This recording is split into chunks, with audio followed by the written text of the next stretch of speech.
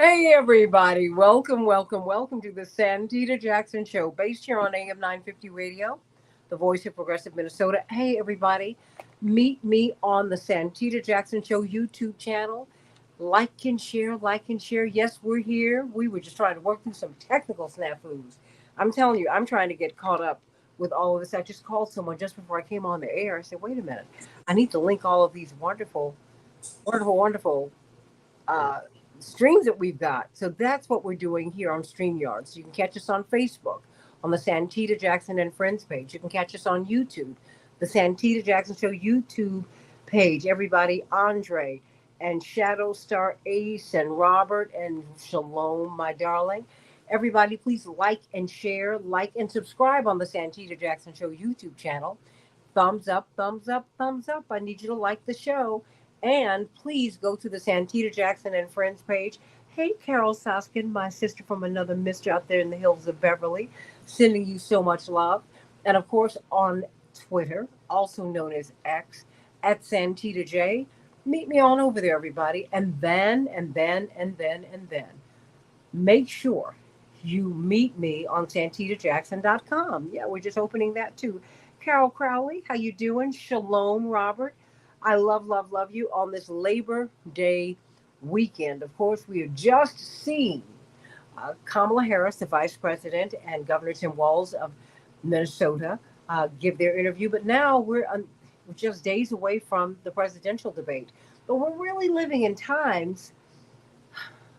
Are they unprecedented or are they just rarely seen? Many people have likened this to 1968. Some people have even taken us back to 1860, if you're a real historian, student of history. But it's just one of these moments that you will tell young people about down the road if you're lucky enough to see them. Because who would have thought that Kamala Harris would be at the top of the ticket, at least in 2024, right? We were expecting it maybe 2028, 2032. No, it's right now. Donald Trump is now the old candidate, but he also it has tremendous strength. There's a lot that I wanted to go to this brilliant.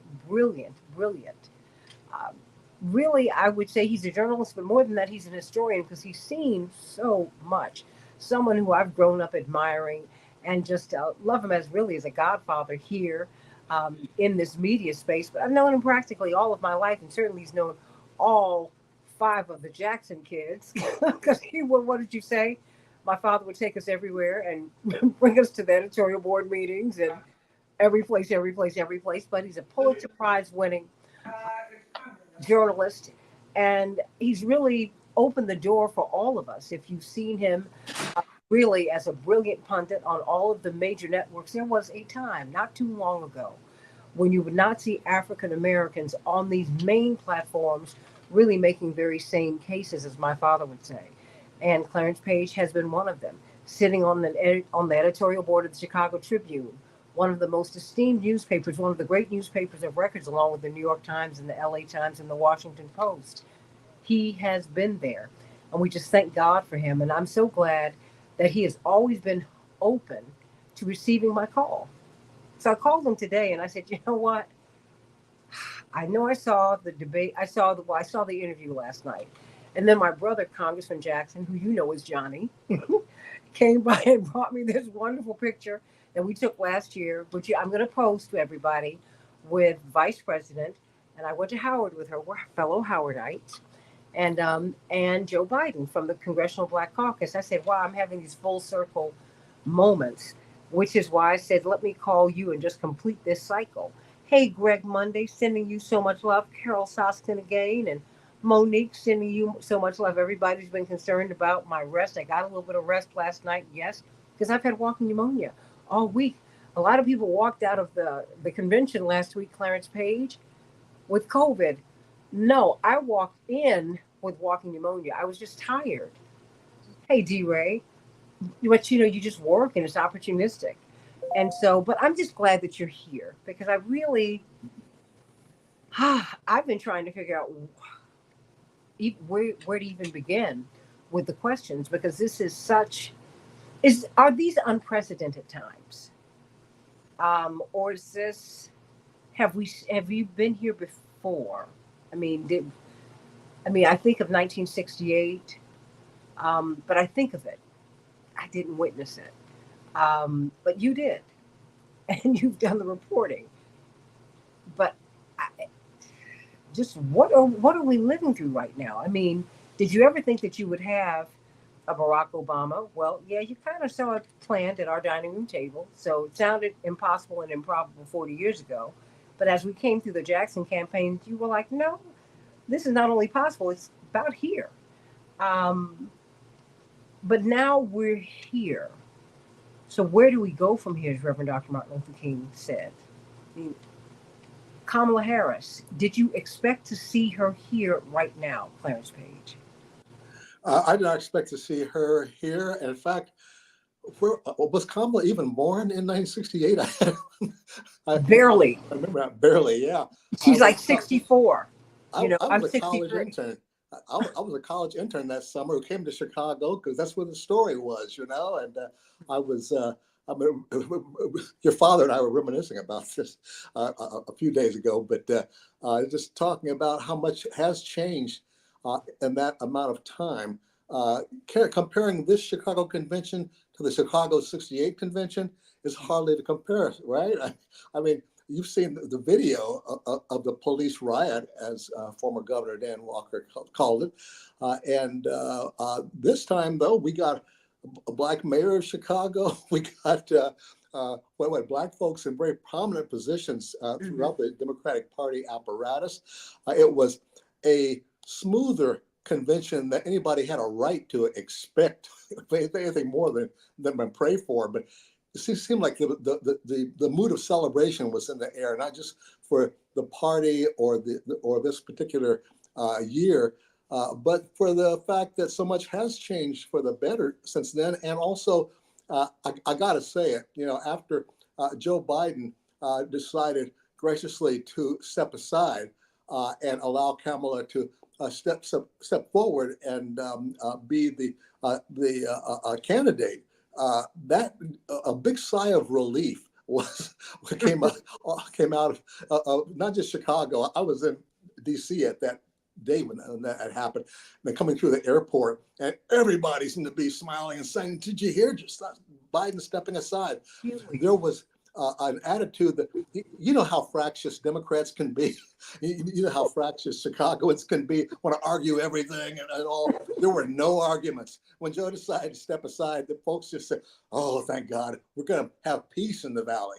And that's kind of what's happened. And for Democrats, Democrats love to argue about everything, but this was there was a sense that there's so much positive karma in the air. Why get in the way of that? Let's just be thankful that things didn't get worse and they've gotten better, and let's make the most of it that we can. I still seem to see that. And on top of that, I got to say, I see the confusion happening with Donald Trump. He kind of forgets who he's running against. I don't know if you've been paying attention to this, but with his various speaking appearances and his rallies lately, he's been he seems to have trouble keeping Kamala Harris separated from Barack Obama, and Wow. there's just the other day he was making a reference to the president, and it was apparent he wasn't talking about Kamala Harris or Joe Biden. He was talking about Barack Obama. It was really, he seems to be really disoriented at this point. And he expected this to be a lot easier, and he expected his opponent to be Joe Biden. And he still accuses the Democrats of being duplicitous and dishonest by not nominating Joe Biden, as if we have somehow cheated him. And he sees it that way, I guess, because that's just not the way the political nomination game is played. We'll see. I don't think anybody can rely on Donald Trump to be confused for too long. Uh, you've got to, at some point, be ready to have a real campaign. And I think this speech, or rather the interview that she gave along with Walz, her running mate, Mhm. that this is the beginning of a serious campaign. I certainly hope it's about that time. Now, well, I mean, do you think that they are a strong ticket? For a long time, people like Dana Bash uh, were incredulous that Josh Shapiro had not been chosen. And when you looked at the rollout in Philadelphia, it was very clear to me. Um, and I'm not going to say that I have an untrained eye. I grew up in this stuff. And Hmm. you have been reporting on this for more than half a century. Right. It was clear that the rollout was for Josh Shapiro. But Yeah. John Fetterman apparently told her and several other people, according to press reports, that Josh Shapiro is ego. Now because he's a very talented politician. You can't deny that. I think Yes. he might get in the way. He might have Game of Thrones, and you don't Yep. want that. And so I think this guy who's a centrist, who's become more progressive over time, Mhm. who has an easier manner, the coach, I think he understands what you're going to need as a vice president. So, what say you? Do you think they're a Yeah. strong ticket? Yeah, surprisingly strong. I mean, we knew a lot about Josh Shapiro, and I personally felt like he would be the best choice. I didn't know Walz. I didn't know a couple of the other front runners in this race, but it turns out Walz has got a lot up his sleeve, and his resume. Well, it's not just the politics. There's also the mood of the campaign. I was talking about the celebratory atmosphere surrounding Democrats when Kamala decided to step aside. You see this with Waltz as well. Now here, you look at him and his family on stage. That was the portrait of a family man and a really self-assured family. Santita, I got to say, it reminded me of was when the Democrats had their convention. Your father was a candidate, and there was your whole family was your father and your brothers and sisters were brought up on stage, and Oh, the when whole we country. introduced him. Sorry, that was in When we Houston. Okay, introduced him. Oh, when we introduced him in Atlanta. that was it. Thank you. Yeah, Hmm. I thought it was Atlanta because it's like, believe me, all these conventions kind of blur together after a while. By the To way. me. But I just remember all the. I was at the Tribune newsroom, and I remember all around the newsroom, which was overwhelmingly white at the time, and Chicago and its history. Everybody in the newsroom was turning to each other and said, "What a beautiful family! What great kids!" Because they have these demonic images of Jesse Jackson in their heads, whether they realize it or not. But when they saw your family together up there, you were such a portrait of the kind of America we like to see Mhm. that it was like all seemed to be forgiven as far as the controversies of politics are concerned. I felt the same way when the Waltz family got up there on stage. There was a sense that these are the folks who really care about somebody other than themselves, Mhm. which is saying a lot when you want to talk about Donald Trump, for example. I mean, you don't ask for the world with Trump. You just want to get somebody who cares about somebody other than himself. And here we're saying a self-sacrificing coach, scout leader, military veteran, and he just projects being a genuinely nice guy. I felt comforted just seeing him up there, and that was something that it's hard to buy that. I can't help but believe that Kamala Harris saw that as well as she was going through the catalogs, if you will, of potential running mates. Yeah. That she knew that the positive feelings this man is good at projecting, that was going to be worth a lot. And I think it has been. Well, I have to tell you, I was touched profoundly um, when I saw that he and his wife have a son who has special needs. Right. And, because that requires another kind of parenting and another kind of sister or brother. That's And right. because, just I did not grow up with a sibling who had special needs. I did grow up with my brother Jonathan, ironically enough. He had a severe stutter and stammer. So did I. Oh, and so did my father. And Yeah. it's amazing. But Yep. it's amazing how you all come out, and you're so loquacious, man. It's I want like to tell you God something gave you. about very quickly about stutterers. Hmm. We are very careful about what we say before we say it. But I That's see, one but thing. I see, you know what? I see that with my brother. Yeah. He will say, pace yourself, don't race yourself, and all, because I've always seen you take that beat when I see you on television, because I've studied you for years, and you would take a beat, and then you would say, but I see my father do the same thing. People don't think that's what he's doing, but he's always thinking. Yeah. And I saw my parents, instead of getting impatient with him, we had to wait. Jesse spoke in double time. And then before Jonathan would began to withdraw, because my parents saw that happening, they said, no, no one speaks until he speaks. Stop. Because when you have a sibling or someone in the family who's struggling, Mhm. you learn a different set of lessons. And I could see, um, I mean, when I look at Vice President Harris, her sister got pregnant in high school, but did their family collapse? No. She became a super auntie to her sister's daughter. That's And right. they kept on going. Then her sister, came out of high school, came out of undergrad, went to Stanford, and never stopped climbing. Mhm. And I have to admire people who've had adversity in their lives, Yeah. and to see how they managed that. And do you think that Americans are looking for that now? I think that we want to see some kind of healing, frankly, because Mm-hmm. the country's been so fractured and so divided against itself. And we found new ways to divide ourselves against ourselves in recent years. And it's really sad when you consider there's so much good work that needs to be done in this country and so many smart people able to do it. Why do we spend time on trivia or just little feuds that we have with each other? I think the country was ready without any kind of corniness about it, ready to get a presidential candidates who are ready to be serious about the issues and are ready to show more than just respect and patriotism, but also to show some humanity, to show some genuine love for each other. A sense that the country needs us to pull together in that classic way that we like to think of ourselves. And I think that that's kind of what was being projected when Kamala Harris's candidate for vice president stepped forward. There was in so many ways he wasn't manufactured out of some Hollywood studio or out of an advertising agency on Madison Avenue.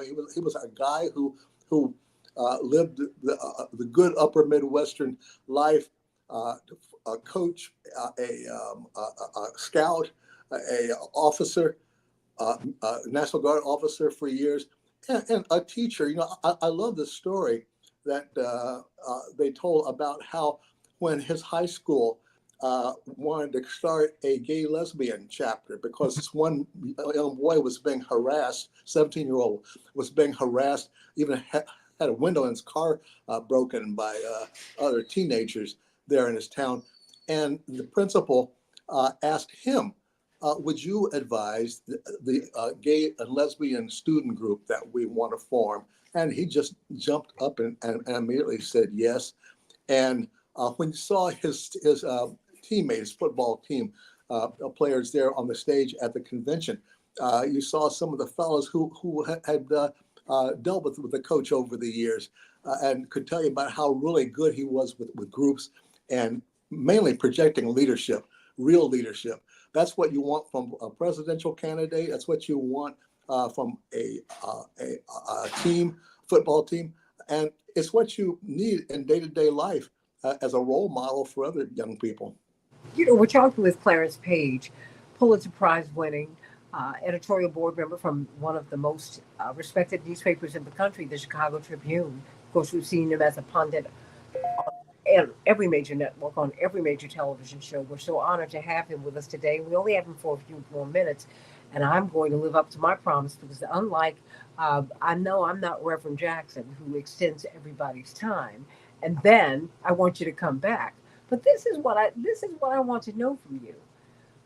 Just given where we are, we have Joe Biden, who we've seen him struggle, quite frankly, over the past 4 years, and we've seen cognitive decline. I mean, Let's be honest. And it's been painful to watch, quite frankly. Um, but I think that, and now he's no longer on the ticket. But now you have Kamala Harris, who went from being one of the most unpopular politicians in the country to being one of the most popular. I mean, in the blinking of an eye. Um, and even with all of that, and with this tremendous optimism that is that has burst forth with her candidacy, and I think it's more than she's not Joe. I think people are beginning to see who she is. And to fully disclose, I went to college with her. I've known her more than 40 years. So this is who she is, everybody. The giggle, all of that. That's just what, while she's making history, while she becomes the Attorney General of the state of California, while she becomes Senator from the state of California, U.S. Senator, everybody. She's been making history while she's been doing all of that. And she's been a brilliant lawyer as well. And yet, what role do you think racism, not race, but racism, and sexism, these isms, what roles do you think that they will play in this campaign? Well, I think we have gotten a lot more mature about race and gender, among other issues, in the time since Barack Obama had his first term. And I notice this now. We're at the stage now in our society where her opponent, Donald Trump, expresses confusion on stage as to what she is. Now, how could any man in the late 70s who grew up in America look at look at Kamala Harris and say, "What is she?" Well, You please know, explain it to me. I mean, because I don't understand what he's doing. And I yeah. don't know why she has to choose. Her mother is East Indian, God rest her soul. And that's her mom. I don't see why Thank she you. deny her mom. I don't know why she has to deny her dad. But to me, it shows you how much of a product of his era Donald Trump is, because this country has always been full of white folks who had trouble understanding black people, or even what makes you black, or why do you. I've had so many white people, good, well-intentioned folks, say, "Why do you call yourself black? You're not really black. You look at yourself." I say, "Yeah, I'm really chocolate, right?" I mean, all these, should be a joke, but those are the kind of things. A lot of people raise these kind of questions seriously. Yeah. And we ought to be beyond that now. But I'll tell you one thing, a lot of folks got a really good racial education during Barack Obama's first term when they saw not just how wrong people can be about race in this country, but also how wrong they can be about their own attitudes. And I'm sure that Donald Trump, who loves to just speak his mind, whatever happens to hit his mind, going and saying that, he was accusing Kamala Harris of dishonesty because she wasn't the kind of black person that he knows to be a black person. So therefore, you must be a phony. You must be some kind of a chameleon. That's the term that he's used, and some of the other right-wing Republicans have used. What is she, a chameleon? Ha ha ha. I mean, they might think they're joking, but this ain't no joke. We're talking about Americans here and what we are and what kind of integrity we've got and our ability to live together as a country. And when I hear somebody ask a question like that, I say, well, don't you worry. You just hang out. You're going to find out what I am if you have any question about it. What should we be looking for in this campaign? Our campaigns that we have seen, we know, expect the unexpected. Every time you think that things are going to settle down now and be predictable, surprises always pop up. I'm waiting for that to happen with Trump because he so far expresses so much confusion about what he is and his own campaign. When you talk with them behind the scenes, you find they've had a heck of a time keeping him on message because he doesn't seem to be that sure what the message is. And he never had a problem with your father with that. He always knew what his message is, still knows what his message is. And that's something that I thought Donald Trump was sure of his message, but he still seems disappointed in it running against Joe Biden. They have to kind of remind him, Mr. President, you're not running against Joe Biden anymore. I mean, is it a cognitive thing, or do you think this is cultural? It looks cognitive to me. I'm not a doctor. I can stand out here and just say whatever I want to say. But I tell you, the way when you think about Donald Trump at his best, as far as speaking is concerned, like in his first national campaign, it was much better than he is right now. Right now, he goes up when he starts talking, that his own handlers don't know what he's going to say. He just pulls up thoughts out of the air. He can't keep to anything less than a 40-minute speech. Usually, he runs on well over an hour.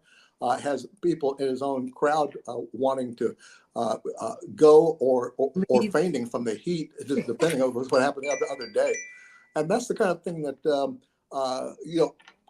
I don't expect Trump to seem that out of sorts through this whole campaign, but right now it's a lot later than I was expecting to see this kind of behavior, and we'll just have to wait and see how long he's able to keep it going.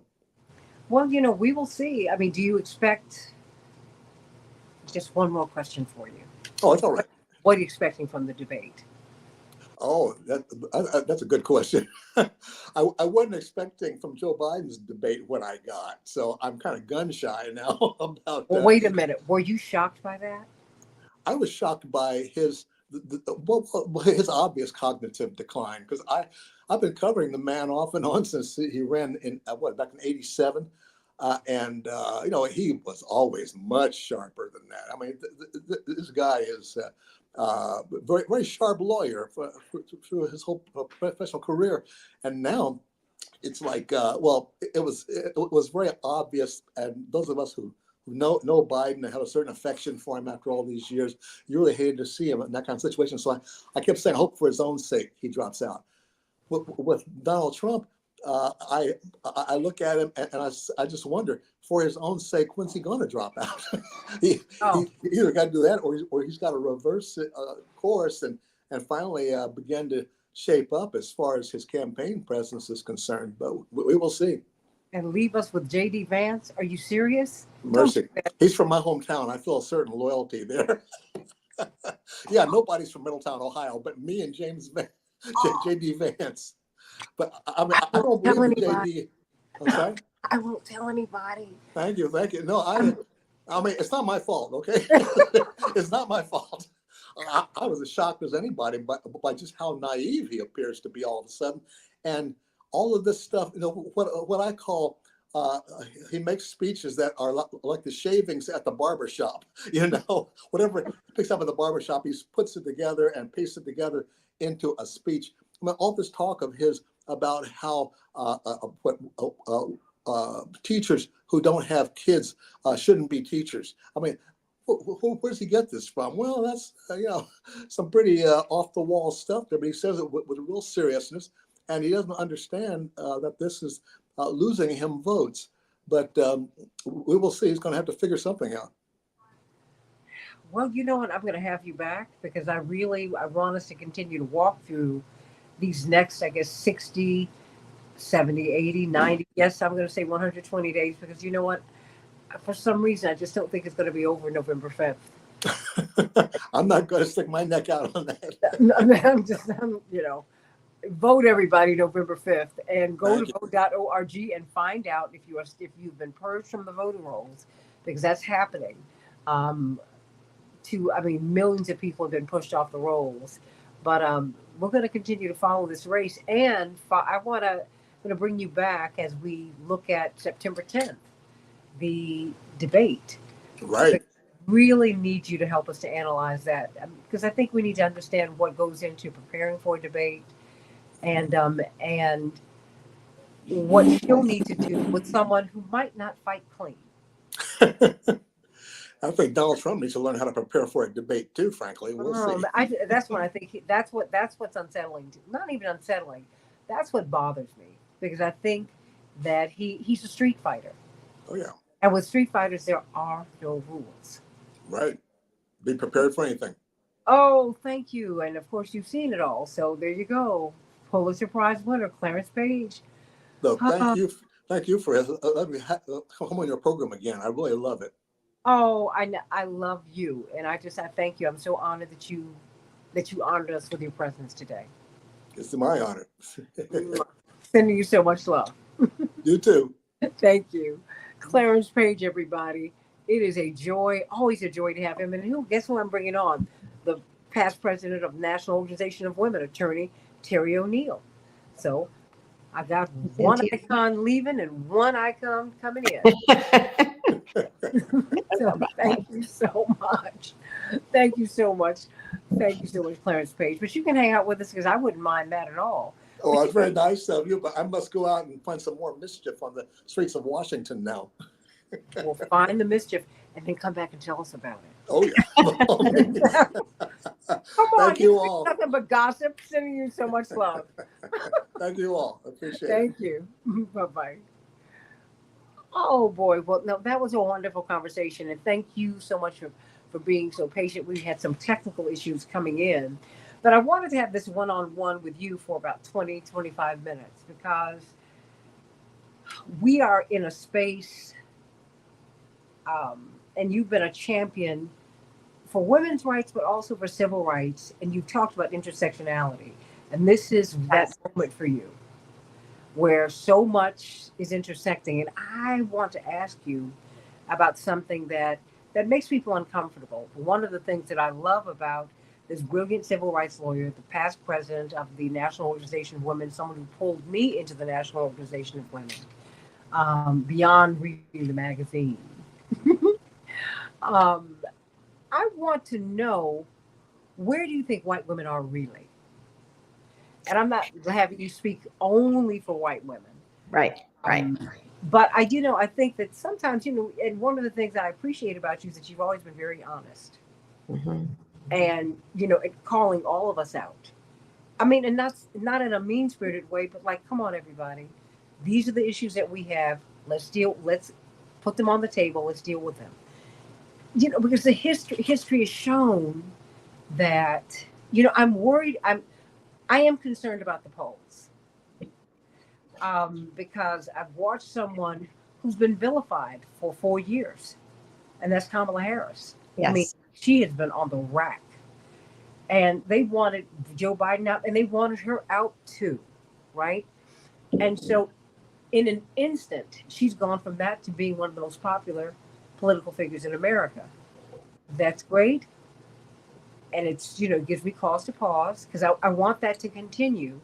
That having been said, it's still, and you're dealing with a Black woman, a Southeast Asian woman. You're dealing with a woman in America. Shirley Chisholm said that I thought that racism was going to be my highest hurdle, but it was the sexism from everywhere that just, and I remember her saying in that same breath, oh no, a Black man will get there before a white woman as president.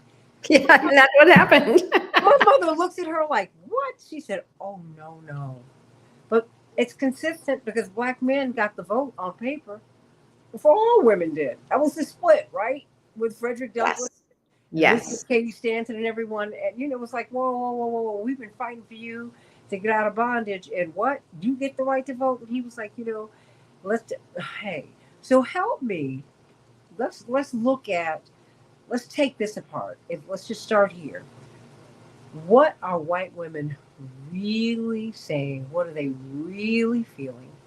Where do you think white women really are? And everybody, Zenobia and Johnny Marcos, everyone, Kenneth, Carol Soskin, Zenobia, Andre, Savannah, please, everybody. And thank you. My father's doing great.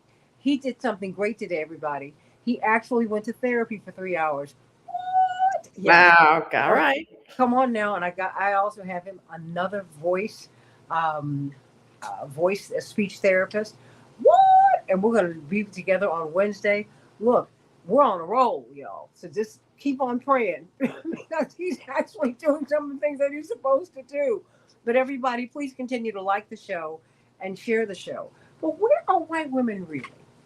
Really? So Santita, let me just say, first of all, I love listening to Clarence Page. He is, I went to Northwestern in the Chicago, media market in Evanston and knew about Clarence Page, watched him on television, came back to Chicago after law school and lived there for 2 years. I'm a huge fan, and I was Yes. so nice to listen to him. He's so level-headed. It's He's so level and sober, and you're like, yes, and such a I mean, it's like everything he says. I'm like, yes, I understand. Yeah, wow, thank you. It was fabulous. It was great. Thank you for.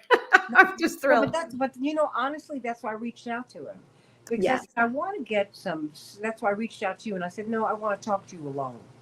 Yeah. Yeah. 20 minutes or so. No, because you've always been saying, look, everybody, let me give it to you before Terry speaks. We have been in some places, okay, where Yeah. we've seen some people who look like all of us, and we've had to give each other the side eye and say, how are we going to get out of here? Because this person is a nut. And we got to, where, and one particular instance I'm talking about, where my mother, you and I went, oh gosh, we didn't know she was so crazy. This is so crazy. I mean, at these times require people to be level-headed and sober and sane. So you help me to understand. Just help me with white women. I got about 15, 16 more minutes because she's polling well, but she's still in a tight race with Trump. But I'm hoping that they will not go in that booth and hurt my feelings. I know. Right. Okay. So, all right. And hurt themselves. So for one thing, I think we have to be very clear. I'm so sorry. No, it's not. So let's remember that 53% of white women voted for Donald Trump over Hillary Clinton in 2016. Let's remember that an even larger percentage of white women voted for Trump over Biden, if I'm not mistaken. I could be wrong about that, but No, I heard that. White women a majority of white women have not voted for a Democratic candidate for president. I want to say since the 1980s, right? President Obama did not get a majority of white women. Okay. And listen to this statistic. It's actually not the same all across this country. You're talking 53% generally across the country.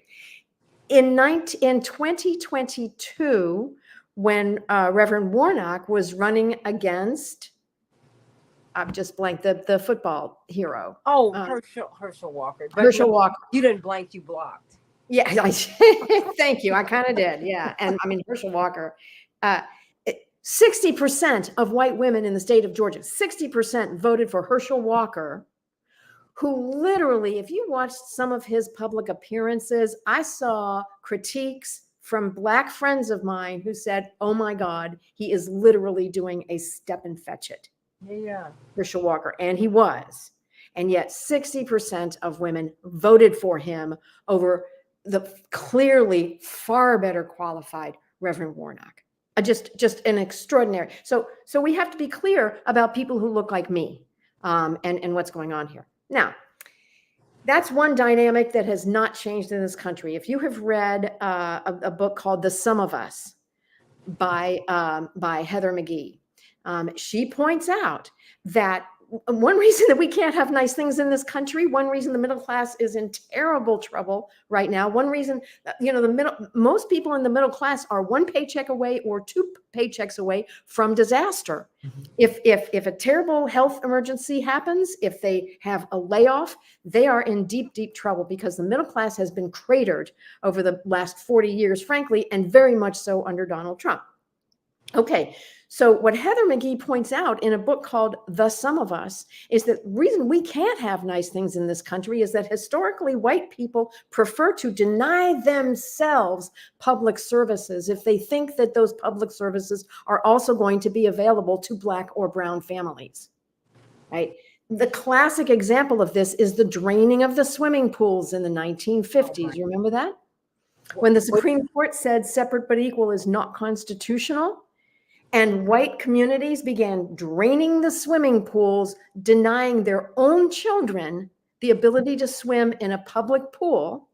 They began closing the community centers, denying their own children the ability to play sports and go to community centers and have things to do and maybe get some part-time jobs and stuff.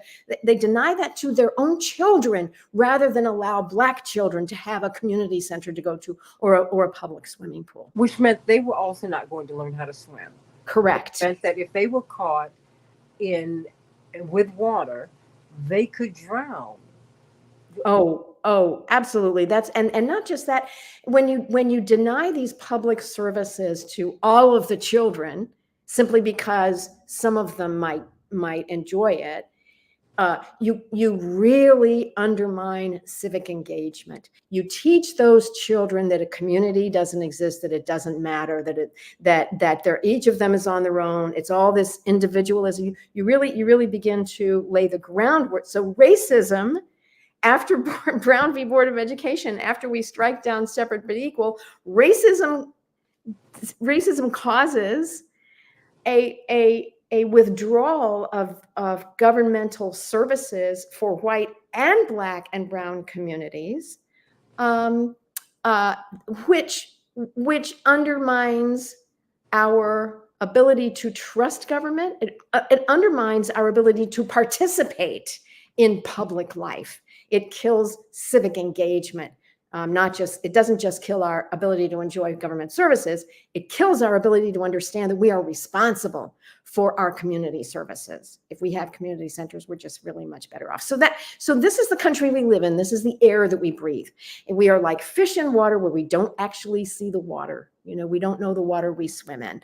But this is what is happening. It's much worse for white men. Far larger percentages of white men voted for Trump than the percentage of white women voting for Trump. I want to say it was something like 60% of white men nationally voted for Trump in 2016 and a similar amount in 2020, where it was barely over 50% of white women. So that's the bad news about the racial dynamic around here. Here's some good news. Over time in the past, I would say 30 years, larger and larger percentages of white women have been moving away from racism and voting for the Democratic candidate, for example, over the Republican candidate for president. Not a majority, but an increasing minority have been doing that. Can Kamala Harris push that 48% of white women who are already inclined to vote for her? Can she push it into the 50% range, the 51, the 52% range? That's the question that I ask myself. And I think she can. I think she can. Really? Why do you think she can? Because abortion is on the ballot this year. And here's something that's very interesting to me. Democrats have come a long way on the issue of abortion over the years, right? For many, many, many years after Roe v. Wade was decided, Democratic politicians felt like they were off the hook.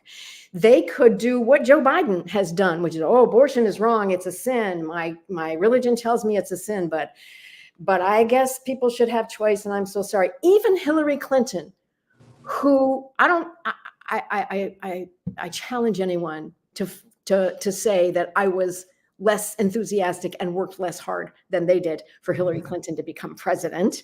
But even Hillary Clinton, before she ran for president, was fond of saying that she thought abortion should be safe, legal, and rare. And I have always been thinking that that's offensive to women who've had abortions. Between 1 in 3 of us, between 1 in 3 and 1 in 4 women have had an abortion by the age of 45. It is a common and necessary aspect of our basic reproductive health care. And to shame us by saying that it should be rare feels bad.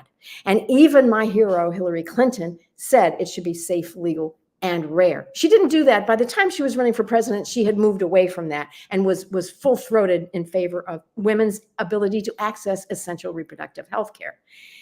Kamala Harris doesn't even have that kind of history. Kamala Harris has always been in favor of safe and legal basic reproductive health care. She has always been kind of on the side of indignation, right?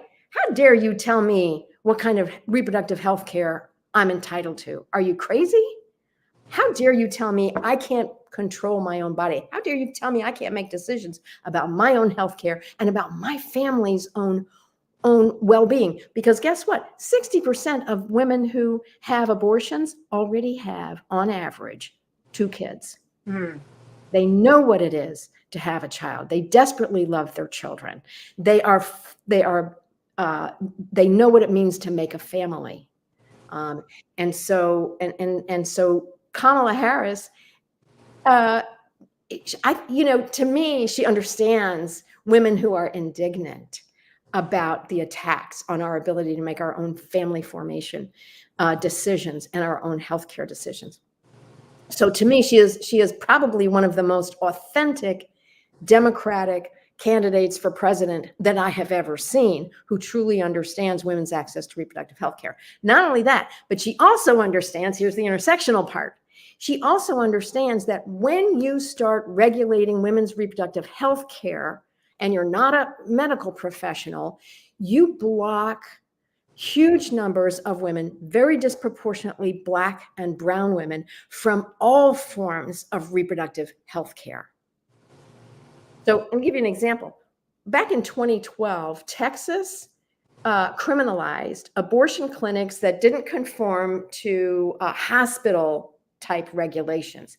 And half of the health clinics, women's health clinics in the state that also performed abortions were forced to shut down. Because although abortion is an outpatient procedure, and there was a law passed that required abortion clinics to be built like hospitals. It was too expensive. Half of them shut down. Within 2 years, by 2014 or 2015, the maternal mortality rate in Texas had doubled. Why? Because when you pass a law about abortion clinics that they say is only intended to stop abortions, you actually are shutting down reproductive health care for huge swaths of women. And Kamala Harris also gets that. She's the key sponsor in the Senate.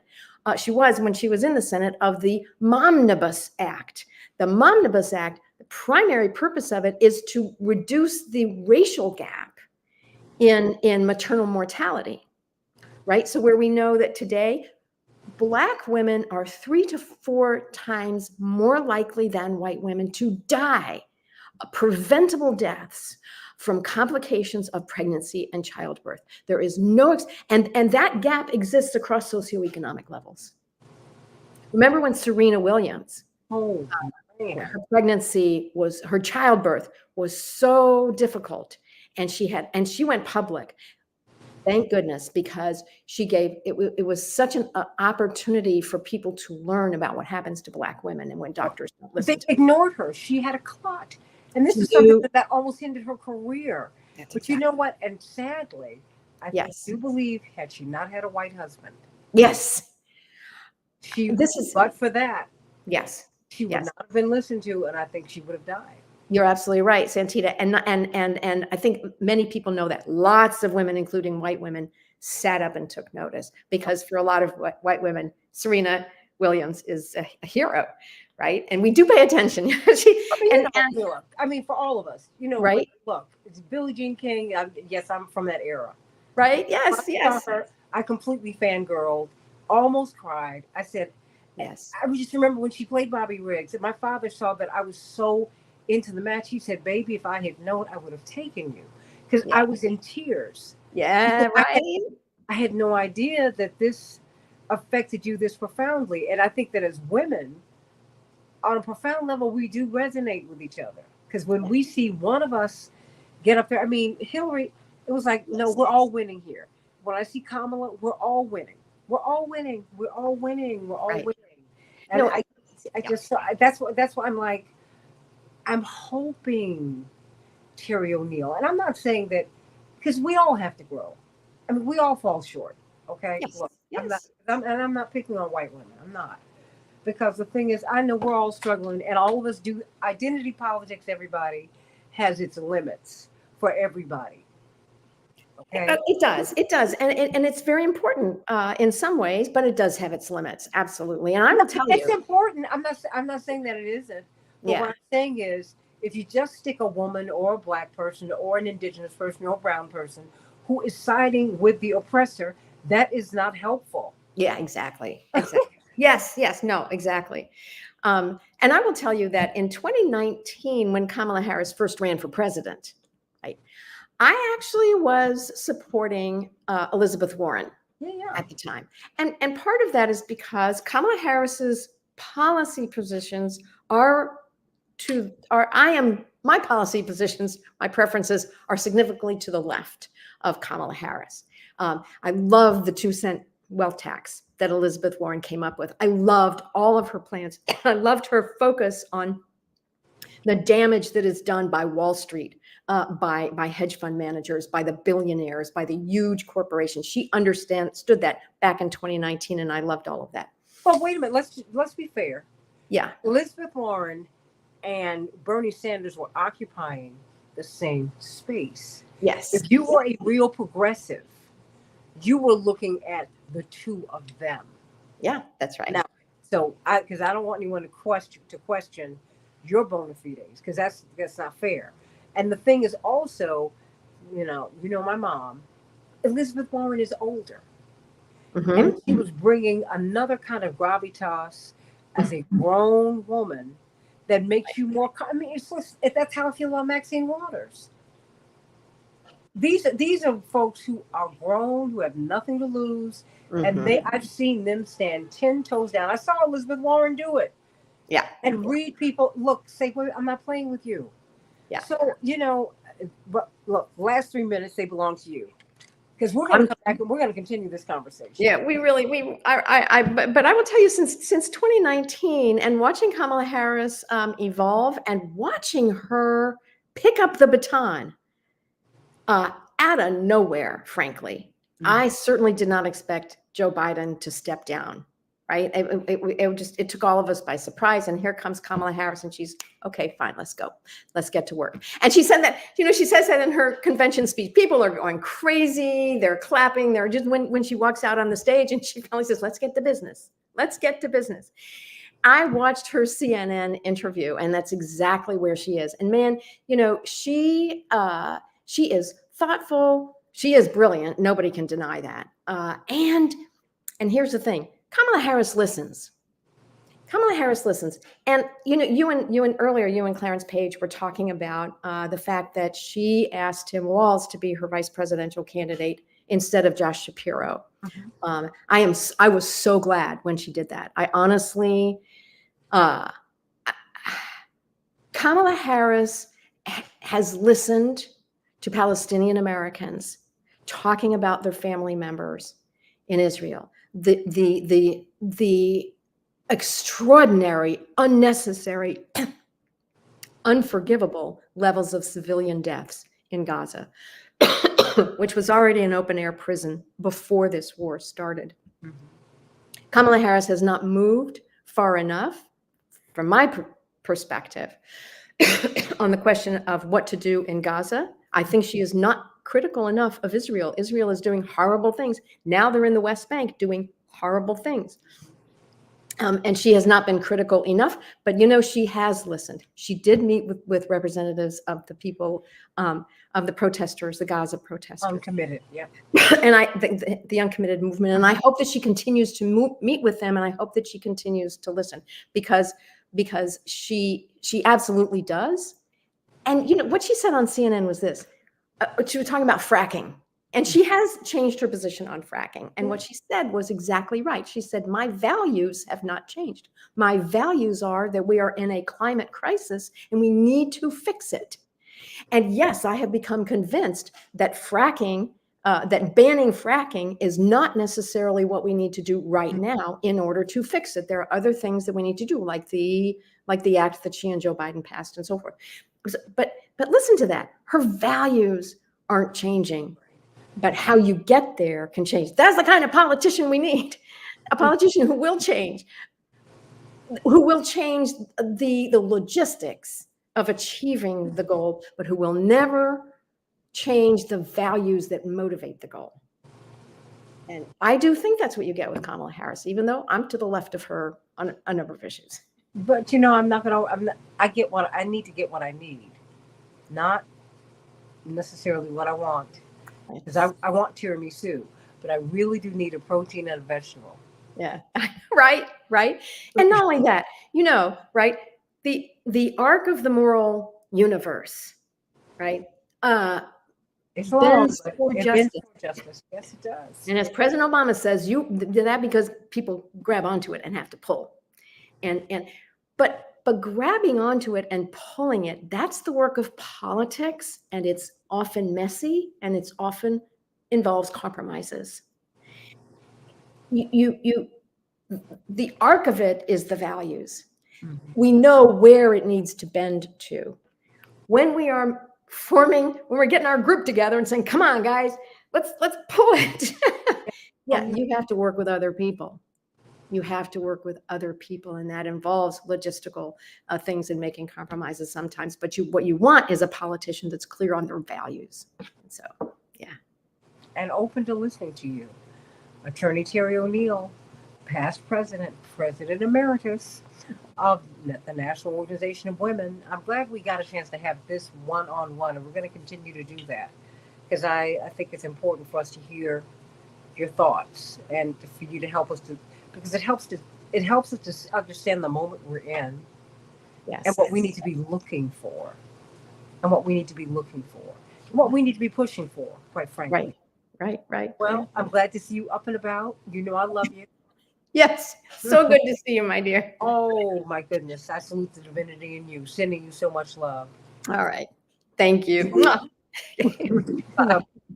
Next hour of the Santita Jackson Show, everybody. Coming right up.